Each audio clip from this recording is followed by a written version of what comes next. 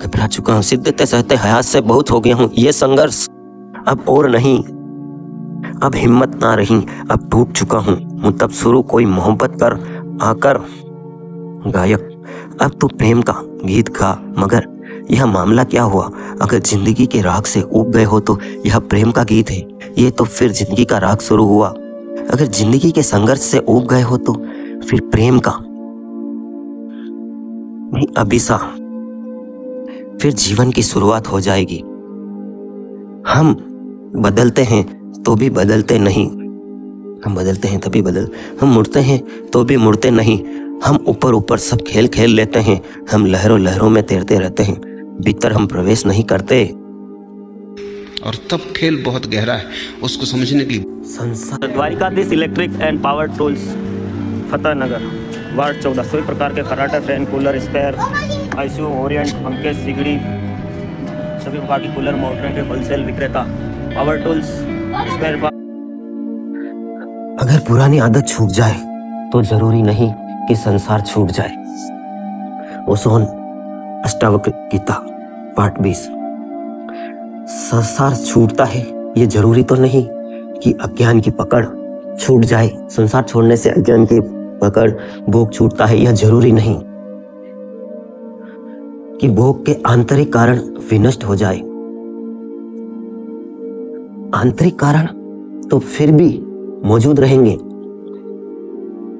तुम धन को छोड़ दोगे, वो जो पकड़ने की आकांक्षा थी वो त्याग को पकड़ लेगी।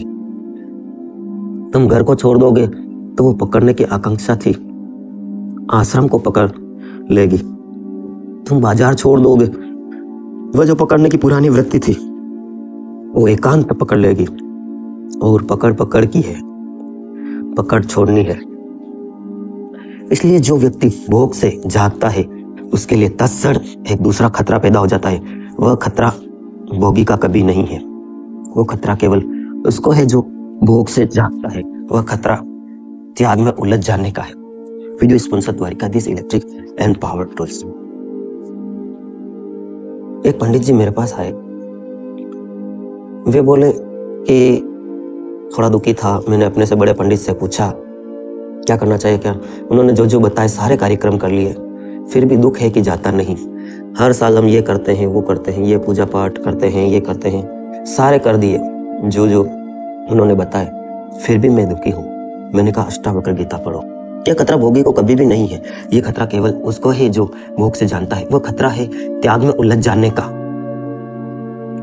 अगर पुरानी आदत बनी ही रही और परिवर्तन बाहरी हुआ, भीतर क्रांति ना घटी, तो तुम त्याग में उलझ जाओगे, संसारी में सन्यासी हो जाओगे। जैसे समझाता हूं, एक व्यक्ति कहता है कि चलो मेरी पढ़ाई पूरी हो जाए फिर तो मजा है, अभी दुख झेल लूं। एक स्टूडेंट हो, लड़की हो या लड़का हो, मेरी पढ़ाई पूरी हो जाए फिर तो स्टूडेंट। जब पढ़ाई पूरी हो जाती है तो वह दुखी होता है, अब कोई अच्छी सी नौकरी मिल जाए तो मैं बहुत खुश रहूंगी, फिर तो संसार का सारा आनंद हो जाएगा।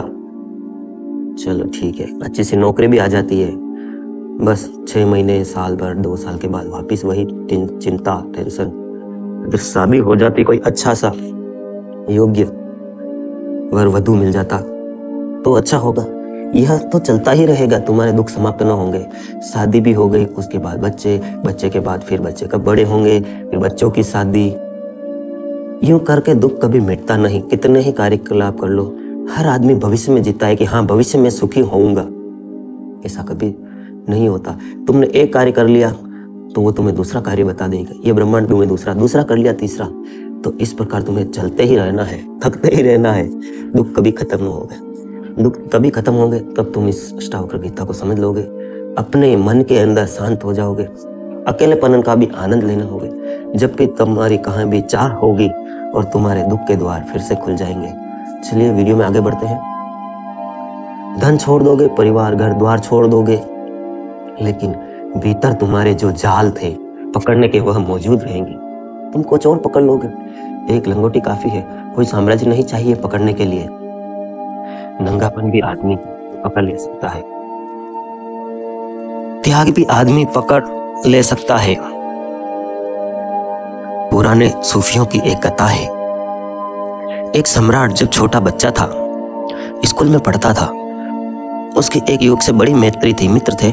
फिर जीवन के रास्ते अलग अलग हुए। सम्राट का बेटा तो सम्राट हो गया, वो जो उसका मित्र था वो त्यागी हो गया, तपस्वी हो गया, वो फकीर हो गया। उसकी दूर दिन तक प्रशंसा फैल गई एक फकीर की। यात्री दूर दूर से उसके चरणों में आने लगे, खोजी उसका सत्संग करने लगे। जैसे जैसे खोजियों की भीड़ बढ़ती गई, उसका त्याग भी बढ़ता गया। अंततः उसने वस्त्र भी छोड़ दिए, वो दिगंबर हो गया, उसको कहते हैं। फिर तो वह सूर्य की भांति चमकने लगा, सूर्य की भांति चमकने लगा, और त्यागियों को उसने पीछे छोड़ दिया। लेकिन सम्राट को सदा मन में यह होता कि उसे भली भांति जानता हूं। वह बड़ा अहंकारी था। स्कूल के दिनों में, कॉलेज के दिनों में अचानक इतना महाग उसके फलित हो गया, इस पर भरोसा सम्राट को न आता था। फिर वह जिज्ञासा उसकी ओर बढ़ती गई। अंततः उसने अपने मित्र को निमंत्रण भेजा, अब तुम महा त्यागी हो गए हो, राजधानी आओ, मुझे भी सेवा का अवसर दो, मेरे प्रजाजनों को भी बोध दो, जगाओ, तुम्हारा आत्मज्ञान जगा है, हमें भी जगाओ। निमंत्रण स्वीकार हुआ। वह फकीर राजधानी की तरफ आया। सम्राट ने उसके स्वागत के लिए बड़ा आयोजन किया। पुराना मित्र था, फिर इतनी ख्याति लब्ध, इतनी प्रशंसा को प्राप्त करना गौरवान्वित, तो उसने कुछ नहीं छोड़ा, कुछ नहीं। सारी राजधानी को सजाया, फूलों से, दीपों से, रास्ते पर सुंदर कालीन बिछाए, बहुमूल्य कालीन बिछाए। जहां से उसका प्रवेश होना था वहां से राजमहल तक दिवाले की स्थिति खड़ी कर दी, दीप जलाए। फकीर आया, तपस्वी आया, लेकिन सम्राट हैरान। वह नगर के बस प्रतीक्षा करता था उसके पूरे दरबारियों को लेकर, लेकिन चकित हुआ। वर्षा का दिन न थे, राहें सूखी पड़ी थी, लोग पानी के लिए तड़प रहे थे। Video sponsor Dwarkadhish electric and power tools, Fatehnagar. पानी के तड़प रहे थे, घुटनों तक कीचड़ भरा था उस तपस्वी के। भरोसा न कर सका, इतना कीचड़ राह में कहां मिल गया, और घुटने तक कीचड़ से भरा हुआ है। पर सबके सामने कुछ कहना ठीक न था। दोनों राजमहल में पहुंचे। जब दोनों एकांत में पहुंचे तो सम्राट ने पूछा, जी कहे ये अर्चन कहाँ आ गई, पैर कीचड़ में कहाँ भर गए? उसने कहा, अर्चन का कोई सवाल नहीं है। जब मैं आ रहा था तो लोगों ने मुझसे कहा कि तुम्हें पता है तुम्हारा मित्र सम्राट अपना वैभव दिखाने के लिए राजधानी को सजा रहा है। वो तुम्हें जताना चाहता है, तुम्हें कहना चाहता है कि तुमने क्या पाया, नंगे फकीर हो, देखो मुझे। उसने रास्तों पर बहुमूल्य कालीन बिछाए, लाखों रुपए खर्च किए, राजधानी दुल्हन की तरह सजी है। वो तुम्हें दिखाना चाहता है, वह तुम्हें फीका करना चाहता है। तो मैंने कहा, देख लिए पैसा फीका करने वाले, अगर वह बहुमूल्य कालीन बिछा सकता है तो मैं भी तपस्वी हूँ, मैं कीचड़ बड़े पैरों से कालीनों पर चल सकता हूँ, मैं 2 कौड़ी का मूल्य नहीं मानता।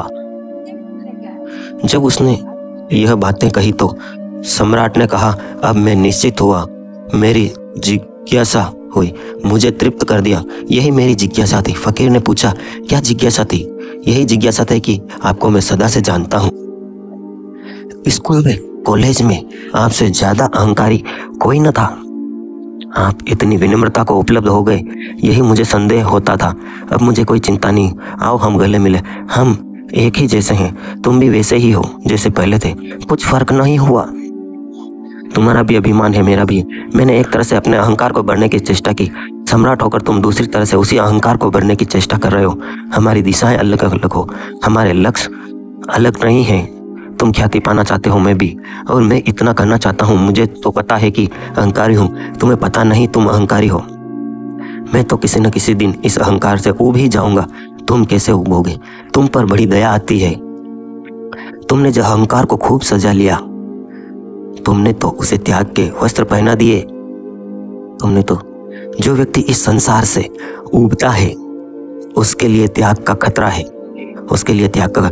दुनिया में 2 तरह के संसारी हैं, एक जो दुकान में बैठे हुए, एक जो मंदिर में बैठे हुए। उसको कहते हैं दुनिया में 2 तरह के संसारी हैं। एक जो धन इकट्ठा कर रहे हैं, उन्होंने धन पर लात मार दी।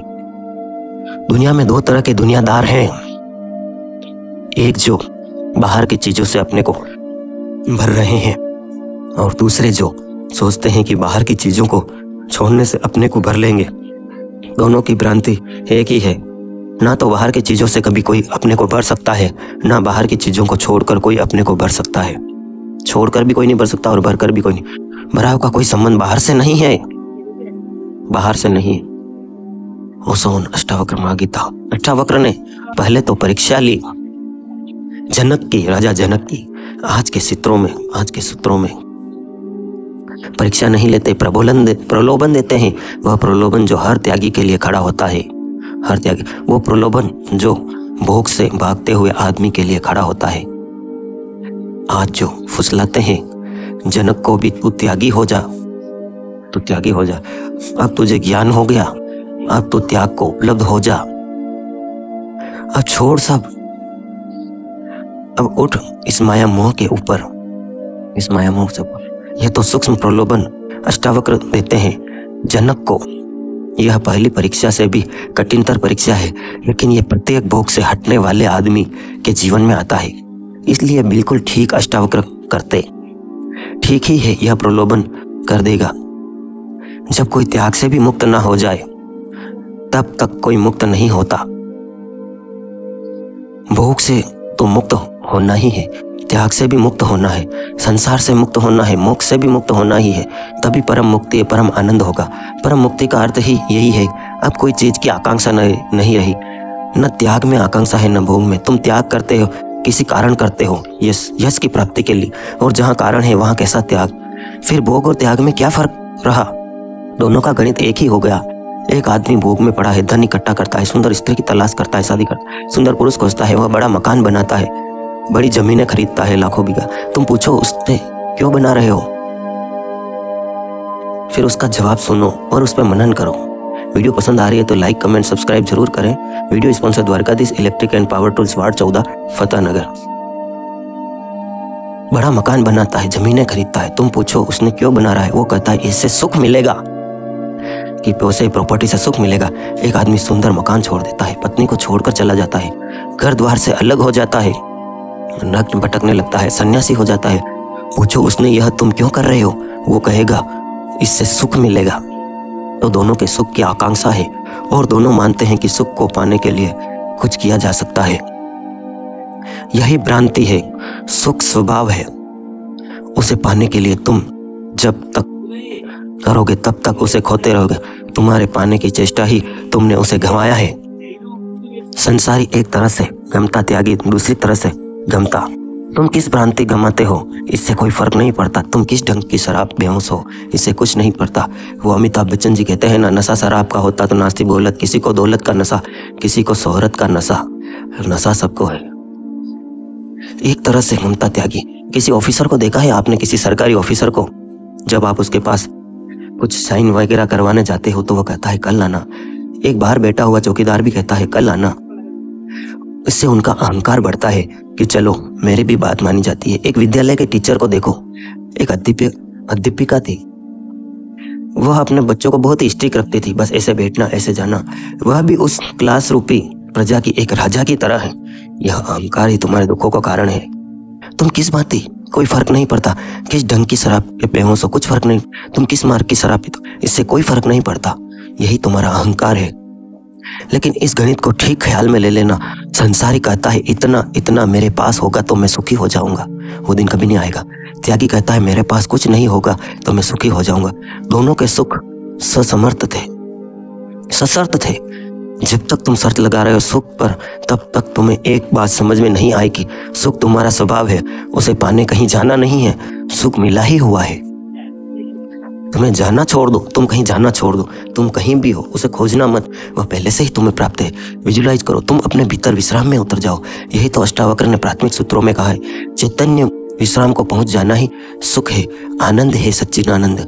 कुछ कहीं भी मत जाओ, तुम कहीं भी मत जाओ, तरंग ही ना उठे। उठ जाने की, जाने का अर्थ ही होता है हट गए तुम अपने स्वभाव से। मांगा तुमने कुछ, चाहा तुमने कुछ, खोजा तुमने कुछ, हुए अपने स्वभाव से। ना मांगा ना खोजा, ना कहीं गए कि आंख बंद डूबे अपने में। जो है वो इसी क्षण तुम्हारे पास है, जो है उसे तुम सदा से लेकर चलते रहे हो। जो है वह तुम्हारी गुदड़ी में छिपा है, जो हीरा तुम्हारी गुदड़ी में पड़ा है। तुम गुदड़ी देखते हो और भीख मांगते हो। तुम सोचते हो हमारे पास क्या है और हीरा गुदड़ी में पड़ा है। तुम गुदड़ी खोलो और जिसे तुम खोजते हो तुम चकित हो जाओगे कि वही तो आश्चर्य है जो जनक को आंदोलित कर दिया। जनक कह रहे हैं कि आश्चर्य ऐसा मन में होता है, अपने ही नमस्कार कर लूं, अपने ही चरण छू लूं, हद हो गई, जो मिला है उसे ही खोजता हूँ। तुम ईश्वर की खोज में कहाँ जाते हो? ईश्वर तुम्हारे अंदर पहले से ही बैठा है। जिस दिन तुम्हारा ईश्वर परमात्मा तुम्हारे शरीर से निकल गया ना, उस दिन तुम बॉडी से डेड बॉडी हो जाओगे। तुम्हें विजुलाइज करो, तुम्हें सुख पहले से ही प्राप्त है। वो कहते हैं ना, खाक में छोरो घाम में ढिंडोरो।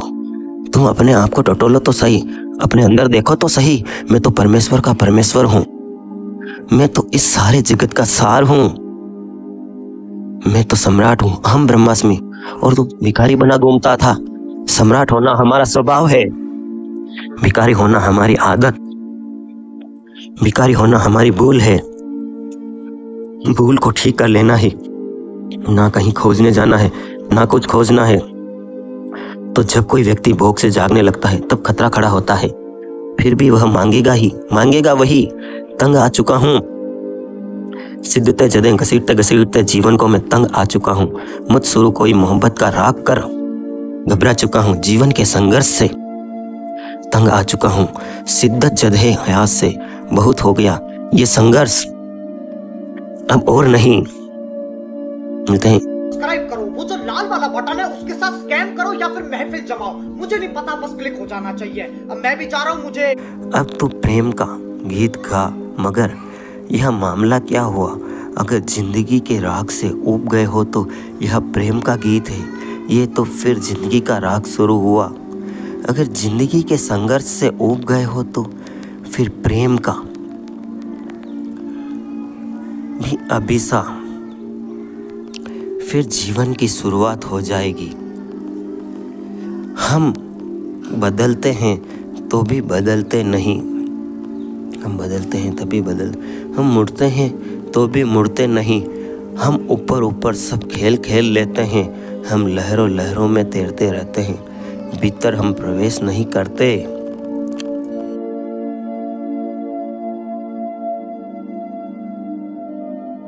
ये संघर्ष अब और नहीं, अब हिम्मत ना रही, अब टूट चुका हूँ मुतब शुरू कोई मोहब्बत कर आकर।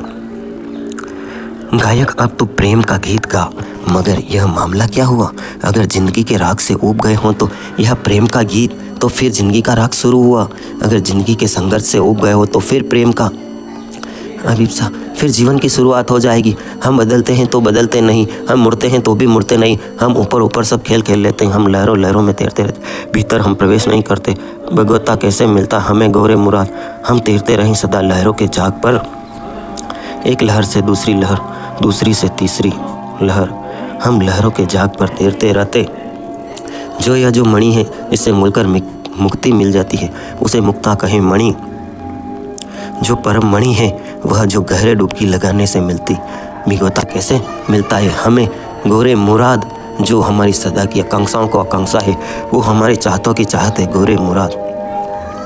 जिसके अतिरिक्त हमने कभी कुछ नहीं चाहे, हमने सब ढंग से रंग में उसे चाहा है। कोई धन में खोजता है, कोई पद में खोजता है, लेकिन हम खोजते परमात्मा को ही। पद पद देख कर परमात्मा होने का ही थोड़ा मजा लेते हैं, थोड़ी शक्ति हाय आए। धन पास है तो परमात्मा का थोड़ा सा मजा लेते हैं कि हम दीन दरिद्र नहीं। ज्ञान होता है तो परमात्मा का थोड़ा सा मजा लेते हैं। हम अज्ञानी नहीं, हम अज्ञानी नहीं। भिगोता कैसे मिलता हमें गोरे मुराद, वो परमात्मा ही गोरे मुराद है। उसने हमें बहुत लहरों में खोजा, कभी पाया नहीं। हाथ से जाग लगता है, लहर को पकड़ने जाग मुट्ठी में रह जाता है, मगर फिर दूसरी लहर पर उठा जाग हमें बुलाने लगता है। यह अनंत प्रक्रिया है, सुख कभी आता नहीं। सूरज की सुबह की किरणों में जाग बना रंगीन। जन्मों जन्मों से मनुष्य अनंत सुख को खोजने लगता है, अनंत जन्मों से, लेकिन आज तक मनुष्य सुखी नहीं हो। पहले बैलगाड़ियाँ थीं, इलेक्ट्रिसिटी नहीं थी, सुख सुविधाएं नहीं थी, लोग जंगलों में रहते थे, सारे कार्य हाथ से करने थे, मशीनरी नहीं थी, तो भी मनुष्य दुखी था। आज सब कुछ है, कपड़े धोने के लिए वॉशिंग मशीन है, चटनी के लिए मिक्सर है, कहीं जाने के लिए हवाई जहाज है, फिर भी मनुष्य दुखी। अमेरिका जैसे देश में सारी सुख सुविधाएं हैं, फिर भी लोग डिप्रेशन में हैं। योग गुरुओं को बुलाते हैं, प्रवचन सुनते हैं। अमेरिका में सबसे ज़्यादा सुसाइडल केस है। बड़े बड़े हमारे देश में देख लो, किसी भी विकसित देश में देख लो, बड़े बड़े IAS अफसर, बड़े बड़े लोग आत्मघात कर रहे हैं। ऐसे रंग ऐसे इंद्रधनुष जाग में दिखाई सकते हैं। दूर उठकर लहर की झाग, ऐसे लगता है जैसे हिमालय पर बर्फ जमी हो। पवित्र जाग ऐसे लगता है जैसे समुद्र का सार नवीनतम हो। हाथ बांधो, मुट्ठी बांधो, कुछ भी हाथ नहीं आता। खाली हाथ आए हैं, खाली हाथ जाएंगे। एक इंच ज़मीन भी साथ लेकर नहीं जाएंगे। तैरते रहे सदा लहरों के जाग पर। हमने बहुत बार करवटें बदली, मगर एक लहर से दूसरी लहर में उलझ गए हैं। जीवन एक काठ की बाड़ी, उलझ उलझ मर जाना रहे। फिर भोगी हुए, सन्यासी हुए, फिर भोगी हुए। करवट तुम बार बार बदल चुके हो। यह कुछ नया खेल नहीं, यह खेल बड़ा पुराना है, युगों युगों से है। तुम इतने बड़े निष्णात हो चुके हो। कई बार मैं देखता हूँ कुछ लोग हम पहली दफ़ा संन्यास लेने आते हैं यहाँ मेरे पास। वह सोचते हैं कि पहली दफ़ा संन्यास लेने आए। उनके भीतर में झाँकता हूँ, आश्चर्य से भर जाता हूँ। यह कई बार कर चुके हैं, क्या इस बार भी पुराना ही खेल जारी रखेंगे? तुम कभी कहीं जाना, शादी में, ब्याह में, किसी के प्रोग्राम में, जो ज़ोर ज़ोर से हंस रहे हो, मजाके कर रहे हो, उनके चेहरे को ध्यान से पढ़ना। लड़का हो, स्त्री हो, पुरुष हो, लड़कियां हो, जो 15 साल से ऊपर हैं, बुजुर्ग हो, उनके चेहरे ध्यान से देखना। तुम्हें लग जाएगा कि ये इतने दुखी क्यों हैं, इनके पास तो सब कुछ है। अगर फिर भी शक हो तो किसी बड़े से बड़े आदमी या औरत को पास बुलाकर बेटा पूछना कि तुम अंदर से दुखी लग रहे हो। वो हंसेगा, फिर उसको अपने सिर पर हाथ रखवा देना कि तुम अंदर से दुखी लग रहे हो। गारंटी देता हूँ वह फूट फूट कर रोने नहीं लग जाए तो। फिर आकर इस वीडियो पर कमेंट करना। मैं सोचने लगता हूँ फिर एक नई लहर होगी, गहराई में उतरना होगा। भोगियों को देखता हूँ तो भोगी संन्यास का सपना देखते मिलते हैं। संन्यासों से भी मिलता हूँ तो वर्षों तक घूमता रहा, सब तरह से संन्यासों से मिला हूँ। संन्यासों को भोग के सपने आने शुरू हो जाते हैं। यह बड़ा मज़ा है। जो लहर जिस लहर पर तुम सवार होते हो व्यर्थ मालूम होती है, और लहर दूर तो लहर के डोल सुहावने, दूर के डोल सुहावने, बड़ी आकर्षक मालूम होती है यह कहावत। भोगी कहता है त्यागी बड़ा आनंद ले रहा होगा, इसलिए तो भोगी त्याग के चरण छूने जाता है। कब तुम्हें अक्ल आएगी, कब तुम्हारी आंखें खुलेगी? अगर तुम्हें त्याग के चरण सिर्फ इसलिए छुए कि तुम सोचते हो कि त्यागी बड़े मज़े ले रहा है, भोपा जी बड़े तो खतरा है। जब तुम भोग से उबरोगे नहीं, तुम त्यागी हो जाओगे। तुम्हारे पैर उसी को छूना चाहते हैं जो तुम होना चाहते हो। पैर छूना तो केवल इंगित है। तुमने यह खबर दे दी कि अगर मेरा बस चले तो मैं ऐसा ही हो जाऊँ। ज़रा मुसीबत है। Video sponsor Dwarkadhish electric and power tools. आपकी अपनी शॉप चंगेड़ी रोड वार्ड 14 फतेहनगर। विज्ञापन के लिए संपर्क करें योगी मार्केटिंग। तुम खबर दे रहे हो अगर तुम्हारा बस चले तो तुम भी ऐसे ही हो जाओ, इसलिए उलझे। नजरुद्दीन एक दिन बड़ा उदास था। नजरुद्दीन, मैंने तुम इतने उदास क्यों हो? माना कि तुम्हारी पत्नी मर गई, लेकिन तुम भी जवान हो, दूसरी शादी हो सकती है। सच तो यह है कि कुछ लोग मेरे पास आकर कहा भी कि किसी को नजरू को राजी कर दो, उसकी जवान लड़की। नजरू ने कहा कर तो लूँ, लेकिन इसके 4 कारण हैं, मैं कर नहीं सकता। 4 कारण? मैंने कहा ब्रह्मचारी भी 4 कारण नहीं गिना सके अब तक शादी ना करने के, तू बता 4 कारण। उसने कहा 4 कारण हैं, 3 लड़कियां और 1 लड़का। इन 4 कारणों के कारण विवाह नहीं कर सकता। मैं तो चाहता हूँ मगर ये अटक गए, इनसे फांसी लगी। भोगी त्यागी के पैर छूने जाता है, लेकिन 1000 कारण अटके हैं उसके गले में, अन्यथा तो त्यागी होना चाहता है। कारण नहीं होते तो वह भी त्यागी हो जाता। तुम क्यों चाहते हो महात्मा के चरण छूने? तुम सोचते हो कभी ऐसे सिद्धाए होंगे मेरे भी, मैं भी महात्मा हो जाऊंगा, लोग मेरे भी पैर छुएंगे? कभी नहीं हो सकता। कम से कम चरण तो छू सकता हूँ। अभी नहीं हो सकता, कम से कम समादर तो दे सकता हूँ। तुम्हारा समादर तुम्हारी अपनी ही भविष्य की आकांक्षाओं के चरणों में चढ़ाए गए फूल है। तुम किसी महात्मा के चरण थोड़े ही छू रहे हो, तुम अपने ही भविष्य की प्रतिमा के चरणों से झुक रहे हो। कभी अलग अगर तुम्हें मौका मिल जाए, कारण 4 ना हो, तब खतरा आएगा। तब तुम छलांग लगाकर सन्यासी हो जाओगे, त्यागी हो जाओगे। और मैं त्यागियों को जानता हूँ, वह त्यागी होकर तड़प रहे हैं। मुझसे एक 70-75 साल के बूढ़े सन्यासी ने कहा, आपसे कह सकता हूँ, किसी और से तो नहीं कह सकता। यह दर्द ऐसा है कि मैं आपसे ही कह सकता हूँ। अकेले में लोग मेरे पैर छूने आते हैं, उनसे मैं कह नहीं सकता, उनसे मैं कह नहीं सकता। वह जो मुझे आदर देते हैं, उनसे मैं सत्य कहा नहीं जा सकता। लेकिन आपसे कहता हूँ, आप 35 साल के हो गए हैं, मुझे संन्यास लिया, आज मुझे 35 साल हो गए हैं। जैन मुनि 40 साल से जब त्यागा जब तब किया, अब शक होने लगा है। इस बुढ़ापे में उन्होंने मुझसे कहा, मैंने कोई भूल तो नहीं कर दी? अब तो रात में मुझे सपने भी आने लगते हैं। इससे बेहतर था मैं आम गृहस्थ ही रहता। घर द्वार था, पत्नी थी, बच्चे थे, सेवा करते मेरी। इससे तो मैं वही बेहतर था। अब तो मुझे शक होने लगा है। अपने उपक्रम कर 40 साल पहले की बातें मुझे अब प्रीतिकर लगने लगी है। मैं सोचता था कि तपस्वी बनने में बड़ा सुख है। अब जो लहर जो 40 साल पहले छोड़ी थी, अब फिर झांक से भर गई। अब उस लहर के सिर पर सुंदर जाग ने मुकुट रचा दिया। फिर इंद्रधनुष पैदा हो रहे हैं।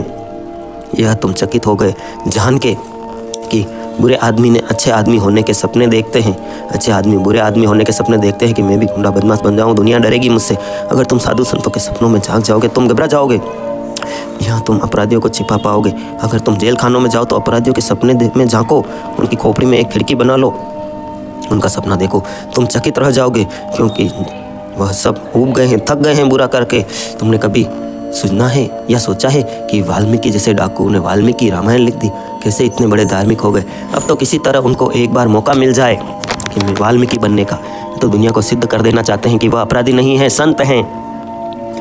वह दूसरी बात है कि जेल में जब वो छूटेंगे 150 साल के बाद, तब फिर बाहर की लहर ताज़ी मालूम होने लगेगी। वह दूसरी बात है, तब समय का फेर क्या होगा, कब उनकी सोच क्या होगी। लेकिन अभी हमेशा सपने देखते हैं। राजा जनक की यह जो ज्ञान की घटना घटी है और श्रावक परीक्षा के लिए अब उसे प्रलोभन देते हैं, वह प्रलोभन भी गहरी परीक्षा है। अब जो कहते हैं ठीक, तब तुझे ज्ञान ही हो गया जनक, तो अब छोड़, अब त्याग में उतर जा। अगर जनक इसमें फंस गया, राजा जनक, तो असफल हुआ, तो गहरी परीक्षा में असफल हुआ। और सोन अष्टावक्र जनक की जगह, राजा जनक की जगह कोई भी साधारण व्यक्ति होता तो उलझ जाता झंझट में, क्योंकि अष्टावक्र इन शब्दों में बात कर रहे हैं कि पकड़ना बहुत मुश्किल है। सुनो उनके सूत्र। अष्टावक्र ने कहा, तेरा किसी से भी संग नहीं है, तूने घोषणा कर दी असंग होने की। तेरा किसी से भी संग नहीं है, इसलिए तू शुद्ध है। तो किसको त्यागना चाहता है बता। इस प्रकार देह अभिमान को मिटाकर तू मोक्ष को प्राप्त हो। इस शरीर के अभिमान को हटाकर मोक्ष को प्राप्त करना चाहता है। बड़ा उलझा हुआ सूत्र है। वीडियो को 4 बार देखें, नहीं समझ में आए तो कमेंट करें। उकसाते हैं बड़े बारीक नाजुक रास्ते में, पूछते हैं तू शुद्ध जल है। शुद्ध जल, तेरा किसी भी कोई संग नहीं। ऐसा शुद्ध जल जो भगवान के चरणों में चढ़ता है, तेरा किसी से कोई संग नहीं। फिर भी जनक, मैं देखता हूँ तेरे भीतर त्याग की लहरें उठ रही है। तो किसको त्यागना चाहता है? अगर त्यागना ही चाहता है तो इस प्रकार के देह अभिमान को त्याग कर तू मोक्ष को प्राप्त हो जा। वीडियो को लाइक शेयर सब्सक्राइब जरूर करें, वीडियो भी बाकी है। और आप इसी सब्जेक्ट पर पूरे अष्टावक्र चाहते हैं तो एक कमेंट करें। चैनल को प्यार देने के लिए धन्यवाद। प्यार के देहाभिमान को छोड़कर तू मोक्ष को प्राप्त हो जा। देहाभिमान को त्याग कर मोक्ष को प्राप्त हो जाए। मोक्ष मतलब कि अब जन्म नहीं होगा, जन्म मृत्यु से मुक्ति। एक तो कहते हैं मैं तेरे भीतर त्याग लहर उठते देखता हूँ, धीमी तरंगे शायद तूने भी अभी पहचानी होगी, शायद तुझे भी अभी पहचानने में समय लगे। तेरे गहरे अतल में उठ रही है एक लहर जो थोड़ी बहुत देर बाद चट्टान से टकराएगी चैतन्य की। तू जान पाएगा अभी शायद मुझे खबर ही नहीं। तब मनुष्य के भीतर कोई विचार उठता है तो वह 4 खंडों में बांटा जा सकता है। जब तुम बोलते हो कि आखिरी बात बोलने के लिए तुम्हारे कंठ में होता है तो तुम्हें साफ हो जाता है क्या बोलना है। तुम भीतर तो परिचित हो गए, भीतर तो तुमने बोल दिया, अभी बाहर प्रकट नहीं किया। यह तीसरी अवस्था है। उसने पहले दूसरी अवस्था, जब धुंधला होता है, तुम्हें साफ नहीं होता कि क्या है। ऐसा भी हो सकता है, वैसा भी हो सकता है। धुंधला शायद हो या ना हो, रूपरेखा स्पष्ट नहीं होती सुबह के धूल के छिपा हुआ बादल में, मगर थोड़ी थोड़ी भनक पड़ती है, लगता है कुछ है, थोड़ी आवाज़ आनी शुरू होती है। तो दूसरी अवस्था, उसके पहले अवस्था जब तुम्हें बिल्कुल ही पता नहीं होता, धुंधल का भी पता नहीं होता, गहरी अंधेरी रात छाई होती है और कुछ नहीं जानते, असहाय। लेकिन तुम्हारे भीतर यह पहली अवस्था जब उठती है तब गुरु देख लेता है। अष्टावक्र देख रहे हैं कि जनक की पहली अवस्था में विचार की कोई तरंग नहीं है। थोड़ी देर बाद दूसरी अवस्था होती है, उसमें धुंधलापन आरंभ होता है। तीसरी अवस्था में विचार प्रकट होता है और चौथी अवस्था में जनक उद्घोषणा करेंगे कि मैंने यह सब छोड़ा, मैंने सब त्यागा, अब मैं जाता हूँ वन की और टू बी कॉन्टिनेंट। अगला भाग देखने के लिए वीडियो को सभी व्हाट्सअप, फेसबुक, इंस्टाग्राम ग्रुप में शेयर जरूर करें। आप सबके भीतर बैठे हुए परम पिता परमेश्वर को प्रणाम करता हूँ। Thanks for watch, love you all friend. पहले हाँ जल्दी करो, मुझे पता है कि आप लोग नहीं करते हो, वीडियो देखते हो लेकिन सब्सक्राइब नहीं करते। ये लाल कलर का बटन नहीं से दबाओ, जल्दी दबाओ, जल्दी दबाओ, फिर मैं शुरू करूँ, दबा दो जल्दी।